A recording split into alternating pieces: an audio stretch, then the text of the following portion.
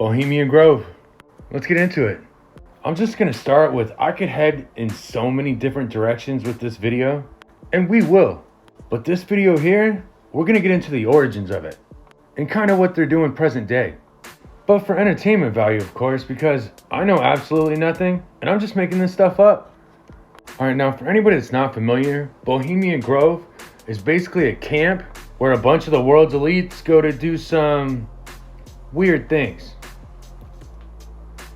Now, members of the Grove are people like Richard Nixon, George Bush, Ronald Reagan, Theodore Roosevelt, members of the WEF. It's pretty endless. But what I think the Grove is most known for, especially nowadays, is their mock human aliving called the cremation of care.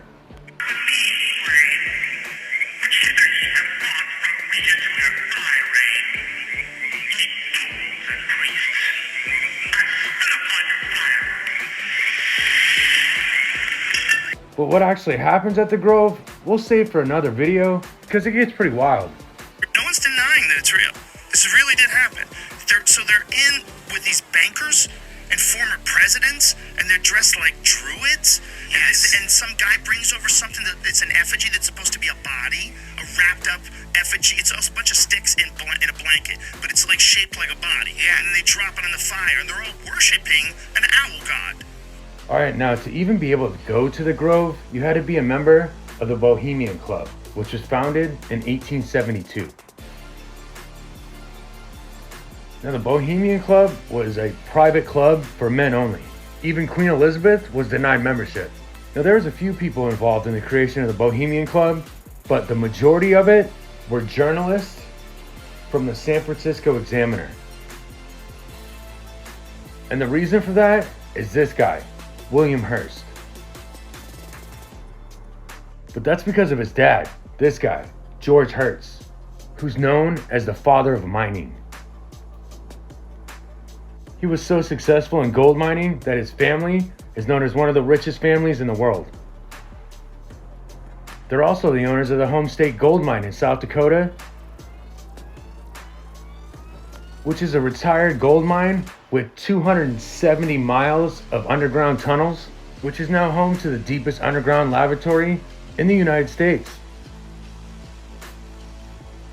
But we'll get into that. All right, now let's get back to this guy, William Hearst, who was handed the San Francisco Examiner from his dad.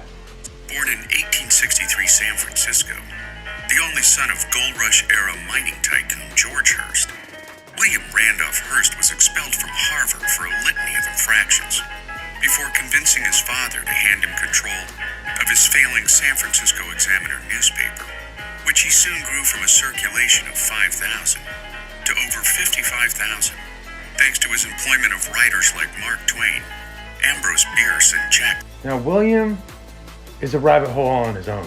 And even though he was a Harvard dropout, he built up such an influence on American politics through the media that at one time he even ran for president. But that didn't work out because of who he supported. Hearst's working class appeal began to erode when he likened FDR's New Deal to Soviet-style communism, followed by his 1934 visit to Germany, including a meeting with Adolf Hitler, later publishing a string of Hitler's radicalized essays in many of his newspapers. Now, not only is this family still a huge player in media and mining, in fact, Hearst International is being blamed for the deforestation of the Amazon rainforest. And they still own the Home State Mine in South Dakota, which is currently home to the Sanford Underground Research Facility. And that's where they're currently doing the Dune experiment, which CERN is involved with, where they're trying to detect neutrinos. And if you don't know what neutrinos are, well, that's a rabbit hole all on its own, but they've been searching for them in Antarctica. But they're currently hollowing out a mountain in Japan to try to detect these things. Now ask yourself this, if that's the story of just one of the founders of this club, imagine how many people just like them are out there. Stay safe.